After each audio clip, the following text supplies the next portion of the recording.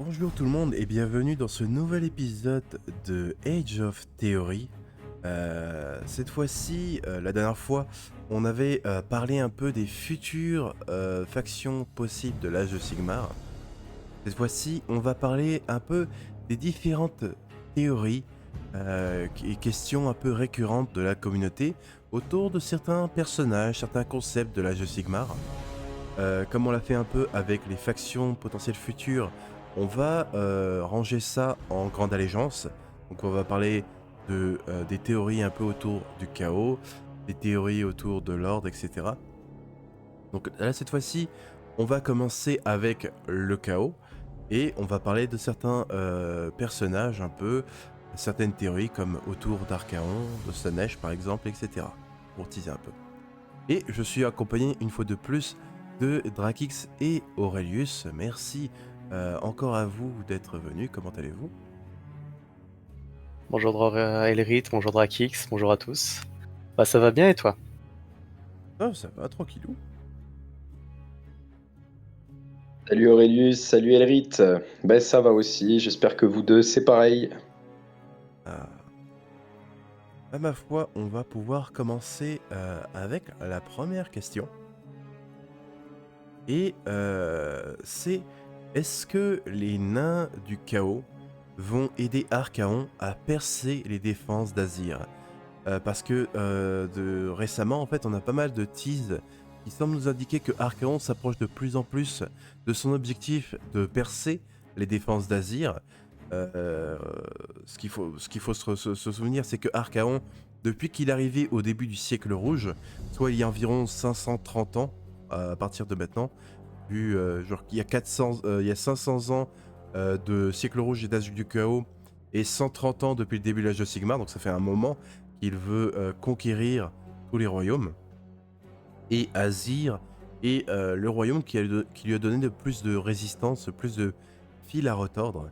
Et la question c'est est-ce que les nains du chaos seraient ceux qui l'aideront enfin à percer un peu les défenses, notamment les portes au royaume qui ont été scellées, ou encore les défenses magiques qui ont été mises en place par Teclis, Malérion, Krognik, etc. Qu'est-ce que vous en pensez?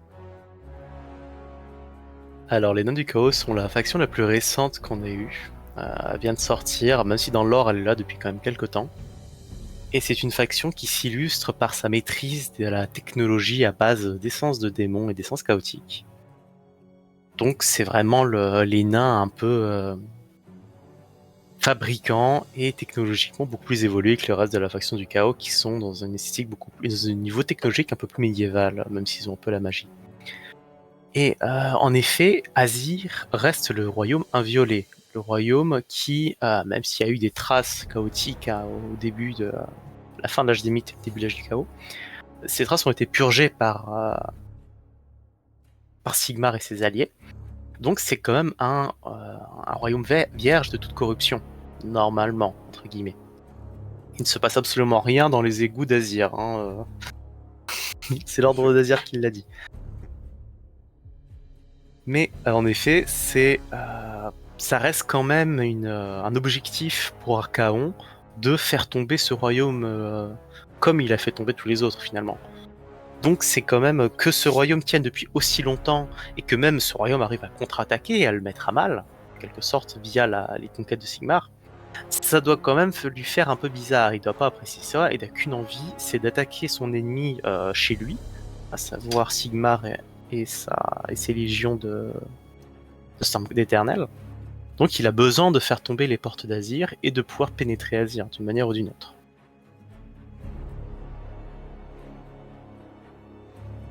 Oui, c'est ça. De toute façon, la prochaine étape pour Archaon, ça risque d'être Azir, ça risque d'être son plan à venir, c'est de faire tomber Azir.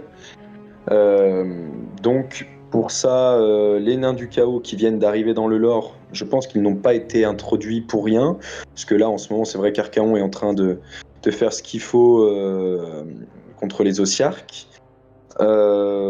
Donc voilà, les pièces se mettent en place petit à petit sur l'échiquier et on va bientôt arriver à la contre-attaque d'Archaon sur Azir. Alors maintenant, comment on va voir, mais effectivement, ça risque d'être avec l'aide des nains du chaos qui, que, que les portes vont sûrement céder.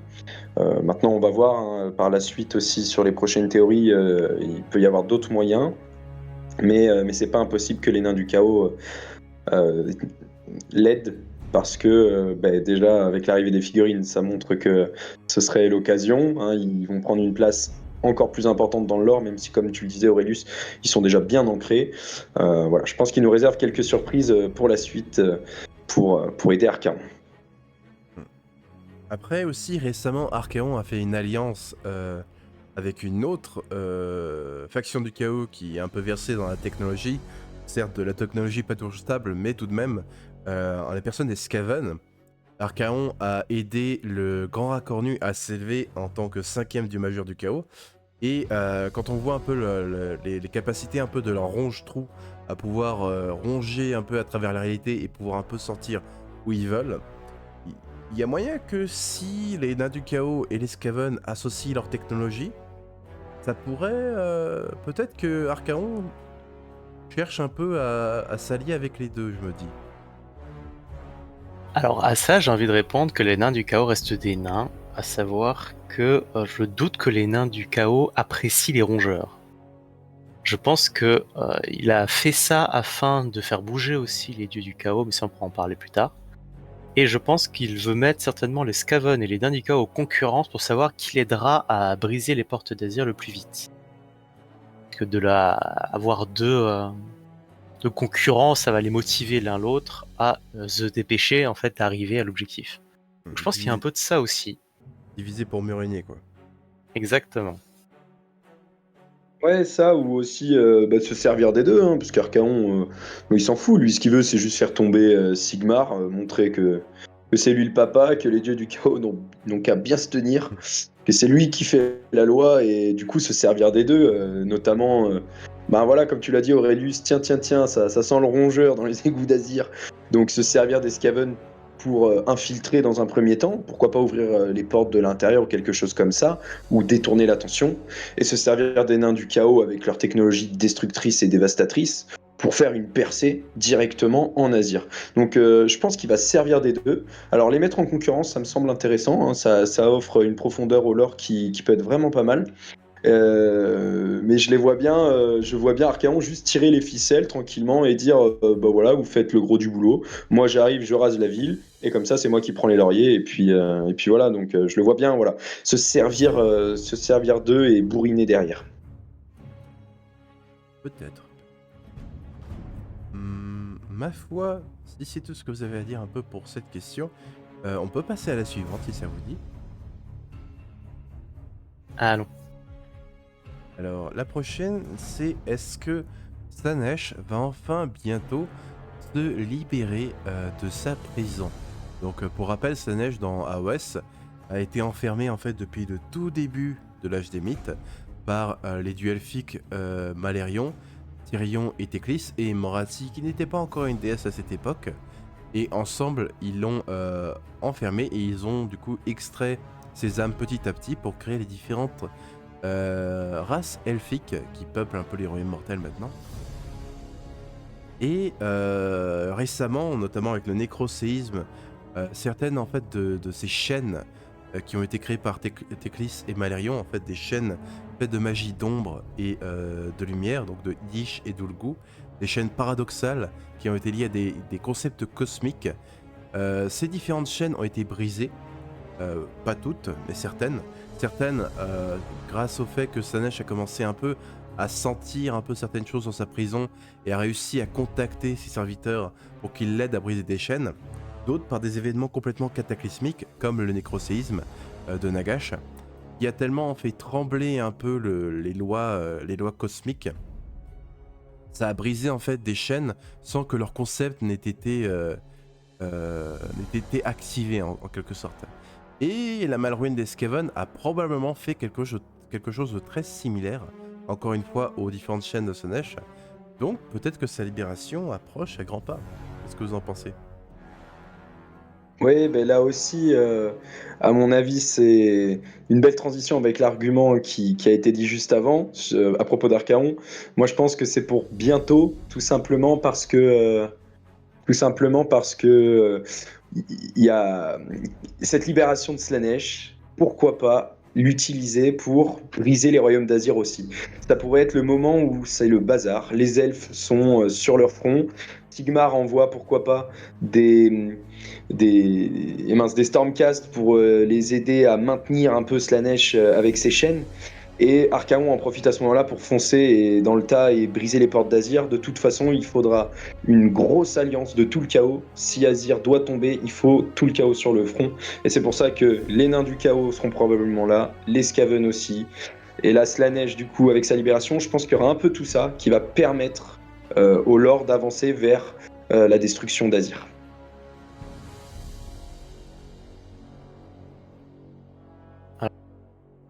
En effet, Slaanesh, du coup, l'un des 4 dieux majeurs du chaos enchaînés depuis la fin du royaume qui fut battle entre ces deux royaumes. C'est quand même l'un des 4 grands dieux majeurs du chaos qui est enfermé. D'accord. Je sais pas si on se rend compte, c'est une divinité qui ne peut plus vraiment avoir trop d'influence sur les royaumes mortels. Ne serait-ce que pour les 3 autres, ça doit être aussi bien une opportunité qu'un... c'est un peu la mouise, quoi. Parce que ça casse un peu leur équilibre. Donc avoir ce dieu enfermé par alors des divinités elfiques et des mortels, certes, mais c'est quand même un gros power move de la part des elfes de l'avoir fait. Et il faut savoir que du coup Slaanesh se trouve entre leurs 2 royaumes respectifs, Ulgu et Ish.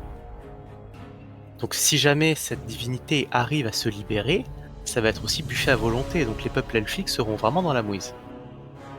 Donc à ça, on pourra répondre du coup alliance aussi des peuples elfiques pour contrer Slaanesh, soit la renfermer, soit tenter de la rebannir ou l'envoyer ailleurs. Et de catastrophe en catastrophe, il y a de plus en plus de chaînes qui retenaient Slaanesh qui se brisent. Alors Slaanesh arrive à les couvrir par sa propre magie pour faire croire que oui, je suis toujours à votre merci, je suis toujours enfermé. Donc elle aussi, enfin Slaanesh joue aussi du coup un peu les maîtres de la manipulation avec ça, et on va voir ce que ça va donner. Est-ce qu'elle attend de voir un peu ce qui se passe? Elle a laissé un peu son essence fuiter avec Sinchessa et... Comment s'appelle l'autre? Nessa et Dexessa. Exactement.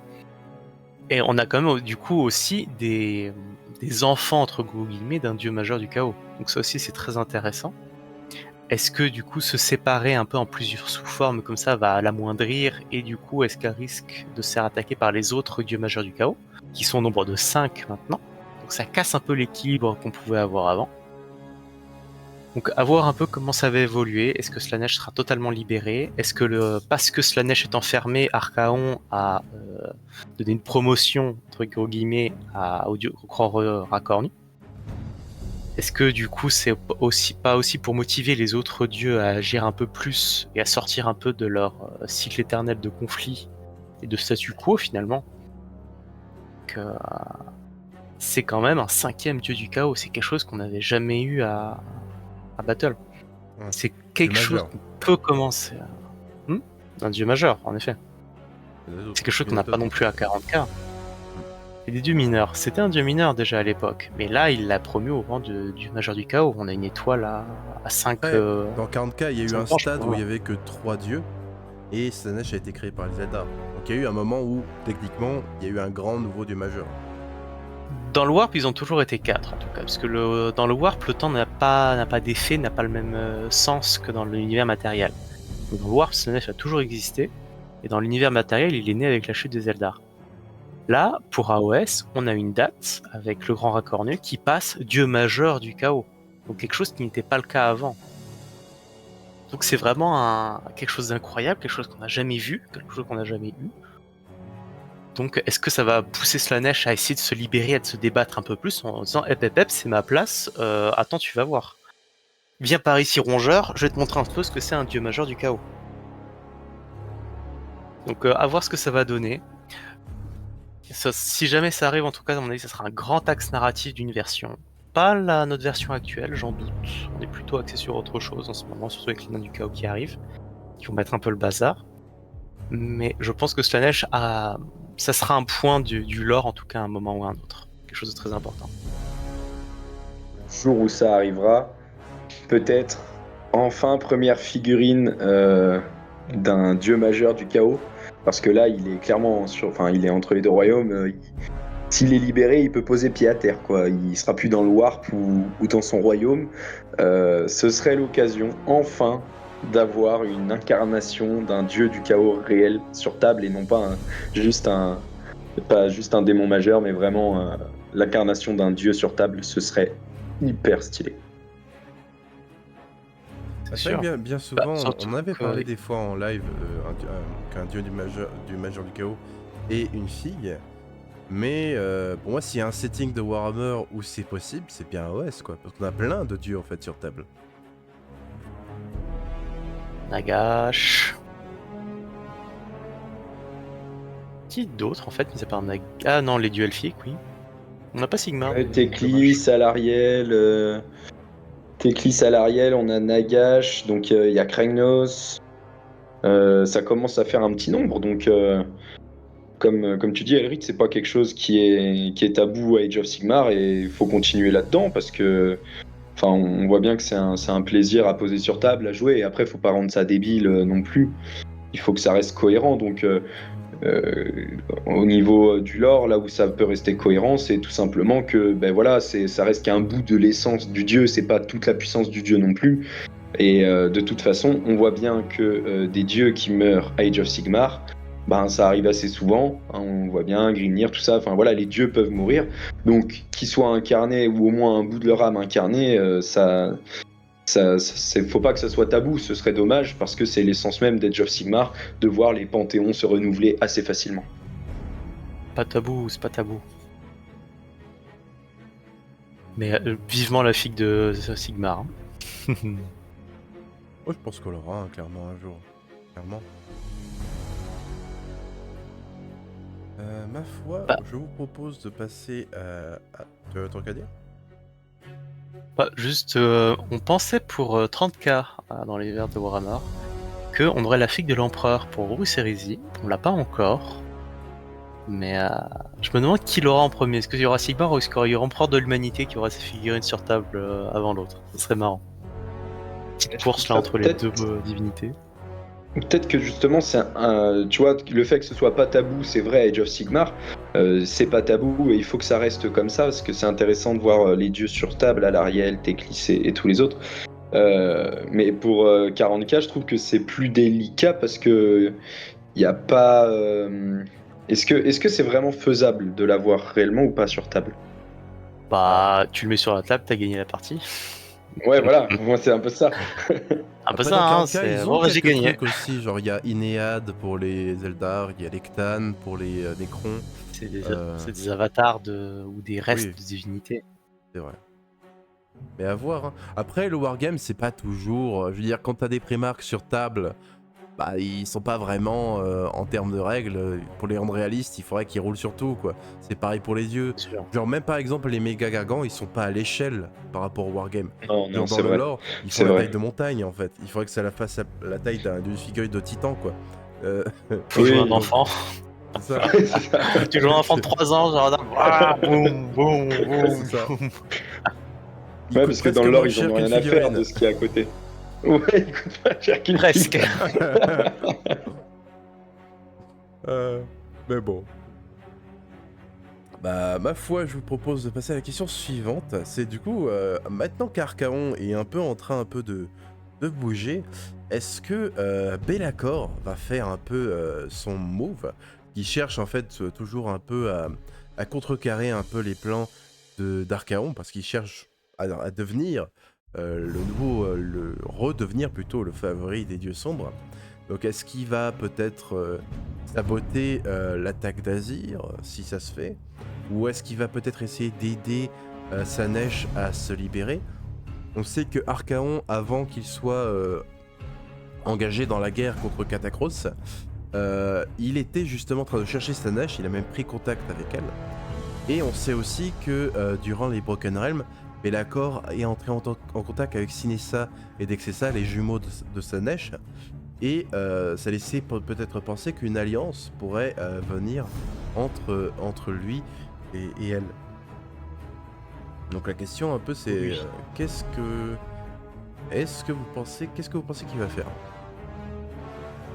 Alors, Belacor, le prince des ténèbres, l'éternel second, j'ai envie de dire, Le premier prince tout de et même.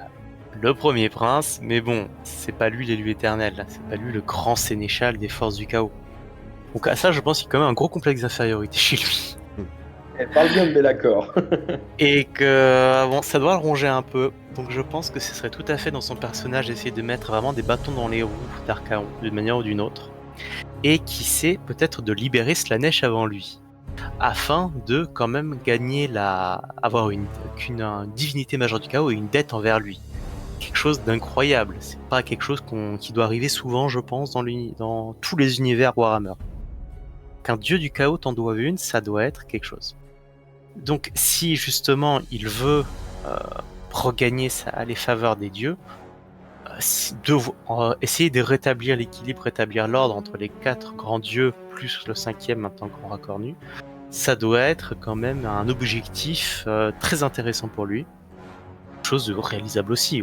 Nous, en tant qu'observateurs extérieurs à l'univers, on sait où se trouve Slaanesh, pas tous à l'intérieur, mais personne qui arrivera à libérer Slaanesh pourra espérer une reconnaissance de divinité et un pouvoir incroyable des autres. Après, de là à empêcher Archaon d'ouvrir les portes d'Azir, peut-être. Ou peut-être qu'il va les précipiter et essayer d'y arriver avant lui. Ça va être une course un peu à la réalisation et à la grandeur entre les deux. On voit un peu qu'Archaon quand même commence à avoir pas mal de troupes, à rassembler ses forces. On a eu aussi sur la table, on a quand même quelques figurines qui lui sont liées. Que ce soit les légionnaires de Warcry, le centaure à 4 bras et d'autres petites unités, notamment Eternus. Le Dark Stormcast du chaos. Donc on voit qu'il petit à petit lui aussi avance ses pions, il est pas en reste quand même dans cet univers, dans cette guerre éternelle pour les 8 royaumes. Donc il faudra voir un peu jusqu'où ça peut aller. Donc oui, il faut pas oublier que c'est le Dark Master quand même. Que lui il veut montrer au dieu du chaos que c'est censé être lui l'élu et que Archaon lui a volé sa place de manière indigne et pas cohérente, donc il veut montrer que c'est lui le seul qui devrait être chouchouté. Pour ça, que faire? Pourquoi pas libérer Slaanesh, sachant qu'Archaon a échoué avec des guillemets, il a juste dû aller ailleurs, mais il peut en profiter pour faire ce qu'Archaon n'a pas réussi à faire et montrer que c'est lui qui gère les choses. Mettre des bâtons dans les roues à Archaon, je pense pas que ce soit dans son intérêt non plus, mais plutôt de lui voler la vedette. Donc ça peut être ça aussi, effectivement, Aurelius, hein, l'idée de dire, t'as raison, de dire qu'il peut essayer de le devancer pour aller défoncer Azir. Donc lui, pourquoi pas faire une alliance avec les Skaven, pendant qu'Archaon essaye de le faire avec plutôt les nains du chaos. Parce que les Skaven agissent un peu comme lui, dans l'ombre, donc pourquoi pas une alliance Belacor-Skaven, ça pourrait être hyper intéressant. Et où, effectivement, comme a dit Elrith, comme il a parlé à Sinessa et Dexessa, alliance avec Slaanesh, en disant « je te libère, tu m'aides à enfoncer Azir, et comme ça on fait ce qu'il faut, et je reprends mon blason qui était le mien à la base ». Donc ouais, effectivement, que va faire Belacor? Eh bien, échafauder un plan pour reprendre la vedette à Archaon, ça, comme toujours. Je pense qu'il va s'agir de quelque chose comme ça. Très bien, alors on peut passer à la prochaine question si ça vous dit. Alors, est-ce que, effectivement, tant qu'on parle un peu de Dieu magère du chaos, suite, on en a parlé un peu tout à l'heure, mais là on développerait plus un peu ça, suite à l'ascension du Grand Inconnu en tant que 5e du majeur du chaos, quelle sera la réponse des 4 autres dieux majeurs selon vous? Ah, grande question. Parce que là, on a quand même un nouveau challenger pour le grand jeu, le grand conflit que mène les dieux du chaos. Il y a leur propre royaume pour leur guerre éternelle. Là, on a un nouveau challenger, donc qui peut finalement briser le status quo, parce que quand on est 4, bon, on peut faire des alliances de 2 et 2, si jamais il y en a un qui est trop fort, les 3 autres peuvent s'aligner avec. Quand on est 5, c'est un peu plus compliqué. Donc là, il va y avoir un jeu d'alliance qui va être quand même intéressant à surveiller, parce qu'on peut noter l'affiliation des Skaven avec Nurgle, la Peste et compagnie. Donc c'est tout à fait... les royaumes du chaos vont vraiment être chamboulés par cette nouvelle arrivée. Et on a ce côté un peu, bon, bah on va... Enfin, c'est plutôt Archaon qui a voulu briser quand même, je pense, le status quo avec ça. En disant, bon bah voilà un nouveau dieu majeur du chaos. Va falloir se bouger, faut qu'on agisse, faut qu'on fasse quelque chose. Parce que bon, il reste plus que 3 vraiment dieux actifs, Slaanesh étant enfermé. Est-ce que ce serait pour remplacer Slaanesh et rebattre un peu les 4, peut-être aussi? Ou alors justement pour susciter une réaction des autres dieux, pour que eux se bougent, pour aider Archaon, je ne sais pas, en tout cas à faire avancer la cause du chaos dans les royaumes, puisque bon, ils se sont bien... ils ont bien conquis, ils sont bien repus des âmes pendant l'âge du chaos. Donc là, Sigmar revient toquer à la porte pendant qu'ils sont tous en train un peu de digérer finalement aussi de leur conquête. Donc ça doit leur faire un peu bizarre d'un coup d'avoir de la concurrence. Donc d'avoir un nouveau dieu comme ça qui vient toquer à la porte en mode salut c'est moi, faites un peu de place, je viens m'asseoir. Ça doit leur faire bizarre. Donc à voir s'ils vont l'aider, s'ils vont essayer de lui mettre des bâtons dans les roues aussi. Parce que bon, les dieux du chaos, ils s'allient, ils se trahissent quotidiennement, on va dire. Donc à voir, est-ce qu'ils vont peut-être s'unir contre le grand rat cornu, qui sait? Essayer de le dégager en disant non, on veut pas de toi, c'est toujours été nous 4, on veut pas de nouveau. Hein, on va gatekeep la divinité chaotique. Vraiment, je serais curieux de voir comment ils vont réagir et quelle sera leur réaction. Personnellement, j'aimerais beaucoup une alliance de leur part pour affronter le panthéon divin de l'ordre. De toute façon, ils auront besoin tous les uns des autres de s'unir s'ils veulent faire tomber Azir. Donc, j'aimerais bien voir cette alliance, histoire de dire bon, écoute, Laura Cornu, ok, t'as fait tes preuves, ça se passera pas comme ça, on se mettra sur la tronche le moment venu. En attendant, il faut qu'on s'unisse, il faut faire tomber Azir, on a une ouverture, on va en profiter. Donc pour l'instant, on met nos différents côtés, on s'allie et on fait tomber Azir. Ça, c'est quelque chose que j'aimerais bien voir. C'est une possibilité aussi. Après, ça reste les dieux du chaos. Donc l'autre possibilité, effectivement, c'est qu'ils disent ben là, ça nous plaît pas, donc tu vas dégager. Tu rentres pas aussi facilement que ça. Il va falloir que tu fasses un peu plus de preuves pour ça. Archaon, il a décidé de te monter en dieu, mais nous, on est pour d'accord. Alors, on va te montrer ce que c'est un vrai dieu. Donc voilà, il y a vraiment ces deux grandes possibilités-là, d'alliance ou au contraire de baston. J'espère sincèrement que ce sera l'alliance. Ça me paraît peut-être plus intéressant parce que bon, voilà, ils sont toujours en train de se foutre sur la tronche. Alors j'aimerais bien voir autre chose. Après, voilà, il y a vraiment deux possibilités de faisables. On va voir ce qui en suivra. Après, quand même, on parle beaucoup des royaumes mortels, mais il faut pas aussi oublier que les dieux du chaos, c'est des entités qui sont connectées à plusieurs univers. Il y a un multivers en fait connecté au Warp. Donc parfois, quand on voit les dieux, certains dieux majeurs être moins présents, c'est peut-être juste que leurs efforts sont concentrés peut-être dans une guerre dans le royaume du chaos, dans une guerre dans un autre univers, etc. Donc il y a aussi cet aspect aussi à considérer que les royaumes mortels ne sont pas le seul combat des dieux du chaos. C'est sûr, on les retrouve à 40k. Il est suggéré dans le lore que Archaon est en visite ailleurs avant son arrivée dans le royaume mortel, donc un 3e univers.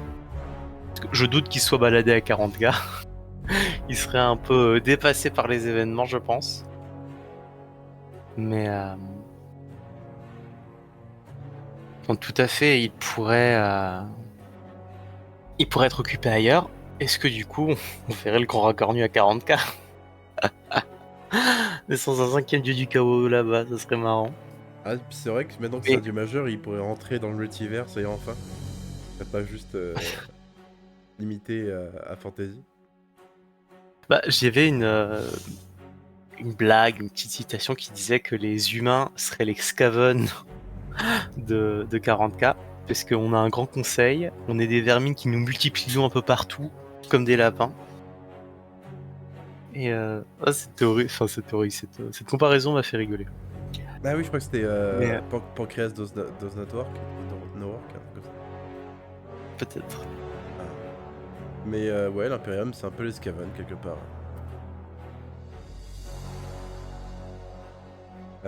Et ouais, ce serait rigolo de les voir débarquer à 40K quand même, d'une manière ou d'une autre.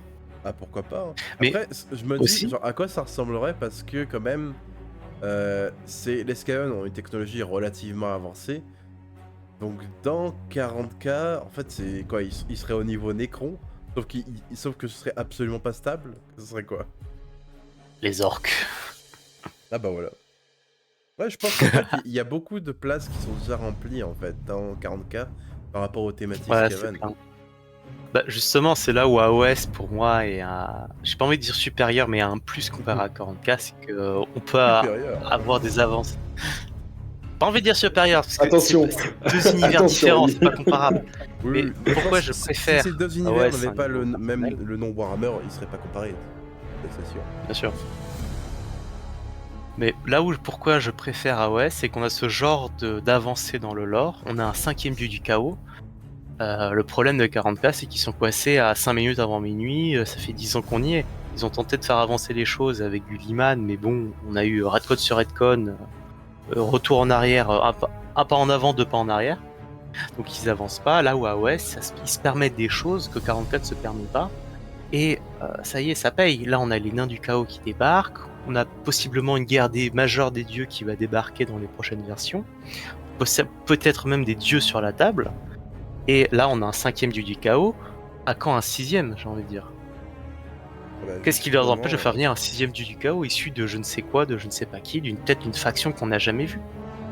Et un 6ème dieu du chaos. un 6ème dieu majeur. Parce que Pourquoi pas justement, on en a un 6ème maintenant. Et voilà. c'est Majeur, parfait bien pour la entendu. prochaine question. C'est notre fameux Ashut. Était-il vraiment un dieu ancêtre des nains? Parce que du coup, dans le nouveau lore qu'on commence à avoir un peu avec l'arrivée des Forges d'Enfer d'Ashut, quelque chose semble sous-entendre que Ashut était l'un des dieux ancêtres et même l'aîné des dieux ancêtres. Ce qui est assez étrange parce que dans Fantasy, ça ne semblait pas être le cas. Donc, qu'est-ce que vous en pensez par rapport à ça?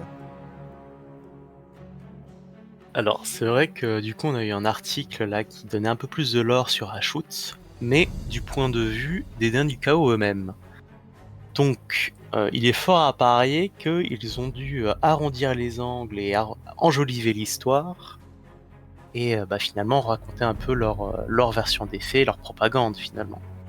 Donc, il est décrit comme l'aîné des nains, du panthéon nain, donc la personne la plus respectable et la plus respectée.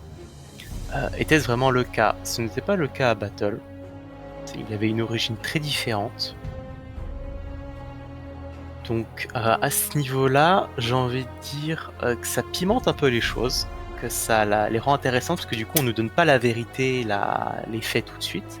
On a le point de vue de sa faction. Et c'est vrai que je trouve que cette subtilité est très intéressante, c'est quelque chose qu'on peut retrouver avec les Idonettes et les Luminettes sur l'origine des ancêtres Idonettes, les Sitaï. À savoir, qu'est-ce qui s'est passé en fait avec Tyrion et Teclis il y a quelques temps. Et ça apporte un peu de subtilité à l'univers, j'aime bien. Il y a la version où Teclis essaie de massacrer les Sitaï, et il y a du coup celle des Idonettes, et une version de Lunettes où ils sont en mode ouais non, il l'a laissé partir, il les a laissés partir, il était gentil. Du coup, c'est pas la même version quoi. Il faut que l'oiseau quitte le nid. Bien sûr. Ouais, non, je pense que faut faire attention à cet article, le prendre avec des pincettes, parce que ça sous-entendrait effectivement que Battle n'est pas canon avec Age of Sigmar, et c'est absolument impossible, parce qu'il est dit partout, sous-entendu partout, que ce qu'il y a eu dans Battle, la suite c'est Age of Sigmar. Donc voilà, il faut vraiment le prendre avec des J'ai même pincettes, envie de dire, effectivement. juste pour préciser, c'est même pas sous-entendu, c'est dit noir sur blanc. C'est important Oui, quand même de le voilà. préciser. Donc, ben oui, oui, c'est pour ça. Donc, enfin, il y a aucune chance que ce soit pas à prendre avec des pincettes parce que voilà, c'est du point de vue des nains du chaos. Donc oui, comme tu dis, c'est écrit noir sur blanc de toute façon. Donc voilà, il faut arrêter cette chose de dire oui, mais c'est pas canon ou je ne sais quoi. C'est canon, c'est comme ça. Et voilà, c'est impossible que Ashut soit, ou alors on nous l'expliquera plus tard peut-être, mais que Ashut soit ce dieu ancêtre euh, au niveau, euh, au niveau de ce qui est dit dans l'article. Il y a peut-être un fond de vérité, comme on le dit souvent, genre les meilleurs mensonges sont basés un peu sur une part de vérité. Donc il a sans doute un lien avec les Dwardins, les nains, Ashwood c'est sûr. Mais clairement, il semble avoir un peu réécrit l'histoire pour plus facilement un peu s'insinuer dans le cœur un peu des nains, qui sont connus pour être extrêmement résistants au chaos de base. Donc c'est vraiment pas les plus simples à corrompre. Et en fait, dans les légendes un peu qu'il aurait peut-être réécrit, il est vu un peu comme le premier dieu, du coup le premier roi du panthéon Khazalid. Il est reconnu un peu comme l'aîné, il est reconnu comme étant un peu le dieu un peu de la noblesse, de la gestion, ce genre de choses. Ça, c'est pas anodin quand même, parce que les Dwardins, à part peut-être pour les Caradrons, mais la plupart sont connus pour être extrêmement traditionnalistes. Ils ont des règles, ils ont des lois, et des lois un peu d'héritance. Il y a tout un code d'honneur autour de ça. Et le fait qu'il ait réécrit l'histoire pour faire en sorte qu'il ait l'air comme étant l'héritier un peu légitime, le seigneur légitime, et qu'on lui a manqué de respect de par son rang, quelque part c'est quelque chose qui parle à aux sociétés Khazalides en fait. Et c'est peut-être pas anodin en fait cette manipulation. Ouais, il y a peut-être un truc du genre, c'était l'aîné d'une fratrie, donc celui qui devait reprendre le flambeau après, mais il a peut-être fait quelque chose de mal qui l'aurait fait évincer un peu de ce poste-là. Alors peut-être qu'il est aigri vis-à-vis de ça, et du coup il dit que c'est lui qui doit être légitime. Il y a peut-être quelque chose comme ça, pour une fratrie, et il a été destitué, ou après quelque chose de mal, ouais. Mais comme tu dis, il y a sûrement un fond de vérité en tout cas dans tout ça. Alors, il faut aussi prendre en compte que, de mémoire, Grumnir, Valaya et tous les autres dieux ancêtres nains de Battle, eux-mêmes, venaient d'un autre univers, si je me souviens bien. Alors, Il y a ce une qu'on histoire comme peut ça. supposer, Ils- c'est qu'au tout début du monde de Fantasy Battle, ils étaient déjà là. Donc ils sont peut-être arrivés avec les anciens. Ce serait une théorie, ouais. Donc il y a cette théorie qui voudrait qu'eux venaient déjà d'ailleurs d'un autre univers qui aurait failli. Peut-être que déjà, en fait, dans cette histoire de fratrie chez les nains à AOS, ça fasse référence en fait à pas à Battle, mais peut-être à un univers antérieur, où en effet c'était le dieu, le grand frère en fait de la fratrie, qui est une histoire qui est mal tournée entre eux, et qu'à Battle c'était en effet du coup le Ashut qu'on connaît, le Ashut chaotique, qui est un peu peut-être une histoire un peu différente à l'origine, ça reste des mythes et des légendes dans l'univers, et qu'en effet quand ils reviennent à AOS, ils les repris dans leur groupe de dieux nains, et que ça ait mal tourné, et que du coup, bon, par-dessus en fait ce qui s'est passé, ils rajoutent finalement des vérités, mais bien antérieures, qui du coup sont des mensonges sur notre univers actuel. Donc, qui est des vérités en effet, mais en fait des vérités vieilles de plusieurs millénaires. Parce que même Ça. Battle qui date de plusieurs centaines d'années, plusieurs milliers d'années même, ça date, ils ont pas tous. Ils ont oublié pas mal de choses. Hmm. Et en plus, ce qu'il y a de particulier, c'est que pas mal de dieux dans l'Age de Sigmar, même s'ils ont des bribes de souvenirs de l'ancien monde, ils se souviennent pas de tout à 100%. Et peut-être qu'Ashut aurait pu exploiter ça. C'est-à-dire que c'était toujours un dieu du chaos, mais il s'est un peu insinué dans le panthéon Khazalid alors qu'il s'éveille dans les royaumes mortels pour avoir une sorte de nouvelle chance pour essayer de se réintégrer de nouveau dans le panthéon Khazalid. Possible, oui. En mode Eh, salut les frangins, Hmm. qu'est-ce qui s'est passé? Je comprends pas. Ah bah oui, le monde qui fut, bah oui, j'y étais. Ah oui, c'est mince alors, c'est dommage, hein. Ah, regardez, il y a un nouveau royaume. Allez, on va s'établir. Ouais, ouais, non, moi aussi j'ai oublié, vous inquiétez pas.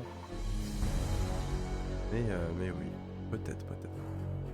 Euh, euh, Ma foi, ensuite, prochaine question, du coup, quelque chose d'un peu plus obscur, qui vient d'un livre de la Black Library.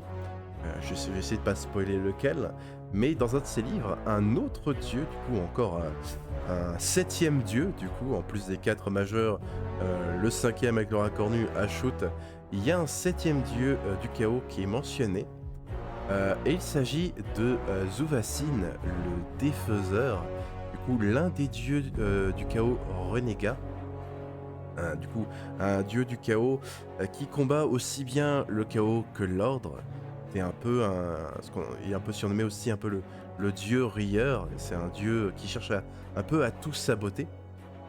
Euh, et est-ce que il pourrait justement un peu faire son entrée et aussi un peu est-ce que sur le long terme on finirait pas par avoir justement 8 dieux du chaos qui viendraient compléter un peu justement l'étoile du chaos?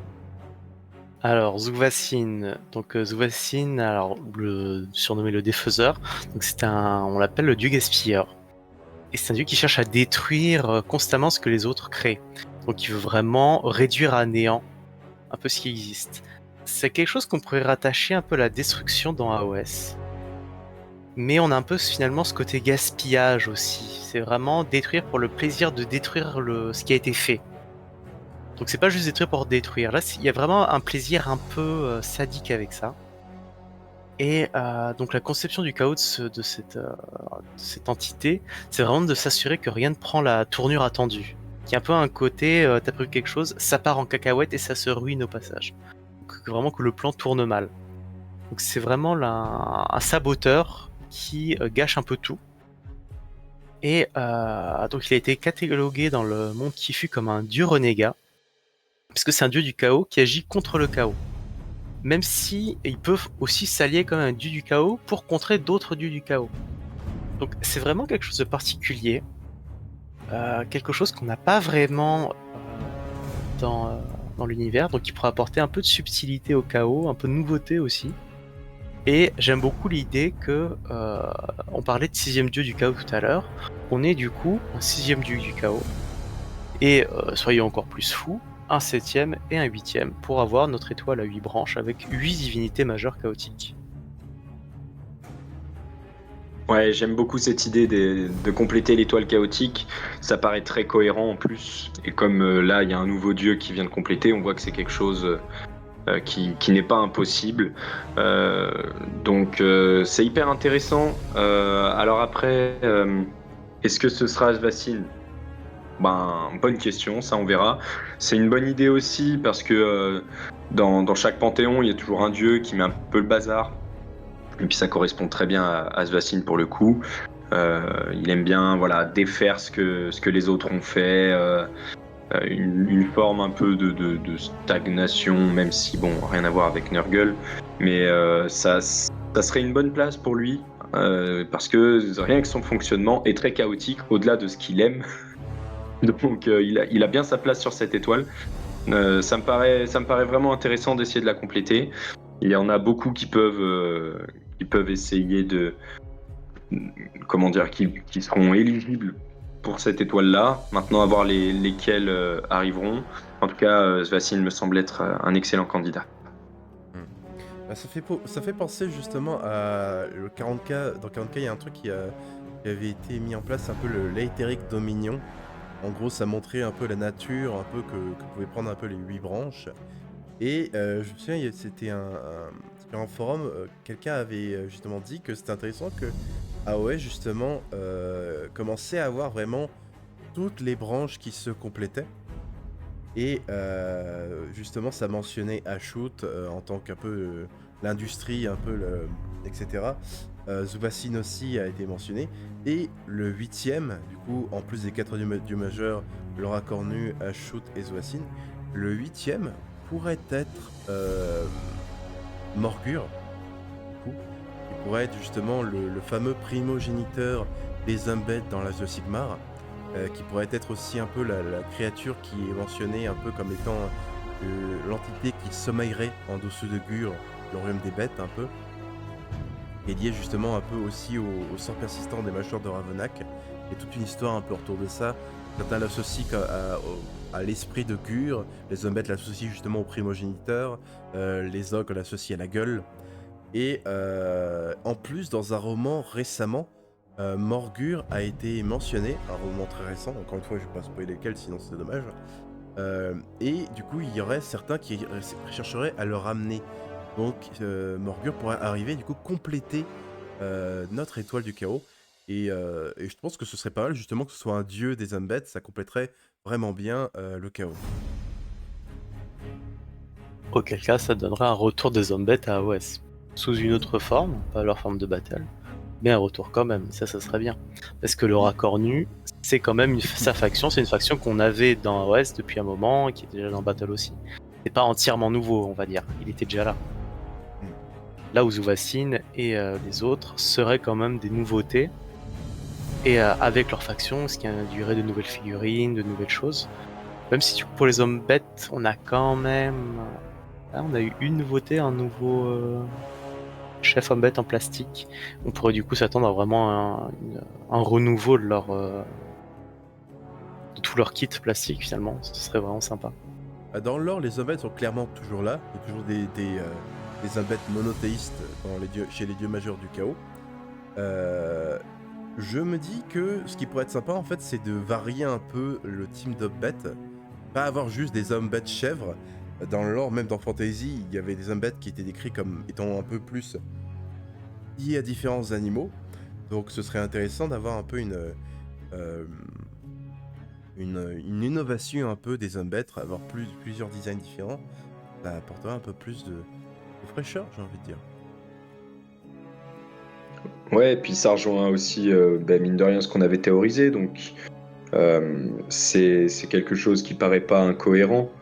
Ça aurait vraiment sa place. Retour des hommes bêtes, retour de beaucoup de modèles qui plaisaient. Hein, je pense notamment au Minotaur. Et puis, on pourrait y mettre toutes les bêtes chaotiques. Non, ce serait franchement quelque chose.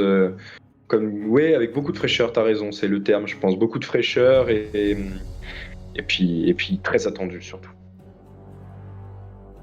Bah, faut aussi se dire qu'on a pas mal de nouvelles races. Alors, pas d'hommes bêtes, mais de races. Enfin, beaucoup de nouveautés qui ont été apportées avec Warcry par exemple. On pourrait tout à fait les mettre dans un BT homme bête. Alors ils sont liés à différentes entités chaotiques pour le moment, on en a même dans les BT comme les Slave to Darkness, notamment pour les ogroïdes et autres sphyrinx et compagnie, mais on a plein déjà de bêtes dans le chaos, qui pourraient du coup rebasculer dans ce BT homme-bête finalement. Ou juste en Beast vrai, of Chaos. la faction des Undead dans OS, le nom c'était Bête du Chaos. Hein. Ça a toujours pu être... Ils ont toujours pu avoir le potentiel d'avoir quelque chose de plus diversifié que des Undead. Donc là, du coup, en plus, ça serait l'occasion en effet d'apporter de nouveaux types finalement d'hommes bêtes, avec des hommes bêtes un peu plus volants, un peu plus aquatiques, liés un peu au royaume aussi. Clairement, quand on voit... déjà que les Undead, c'est vraiment le concept un peu du chaos, c'est des créatures qui vont muter, qui vont se transformer, etc. Quand on voit que plein de factions dans OS sont pas nécessairement aussi changeantes et mutatives que des Undead, s'adaptent et changent en étant affectés par des concepts des royaumes, il y a moyen de faire des trucs bien marrants quoi, avec ça en fait, pour les Undead. On verra du coup ce que Games nous réserve et quand c'est pour arriver. Je les verrais bien arriver avec une nouvelle version, vraiment en tant que nouvel antagoniste contre des Stormcast, bien entendu. Mais en V6, V7, V8, qui sait. Ma foi, on arrive un peu à la fin des questions, un peu des théories qu'on avait autour du chaos, donc je vous propose un peu qu'on arrive un peu sur la fin de cet épisode. Merci beaucoup d'être venu, d'avoir discuté un peu, imaginé, rêvé, tout cela. Et j'ai hâte de vous voir pour la prochaine. Ouais, c'était super. Merci beaucoup Elrit, merci Drakix et à la prochaine. Au revoir tout le monde. Merci à tous les deux, encore un chouette moment d'avoir théorisé autour de tout ça et hâte d'avoir la suite. Merci, à bientôt. À plus.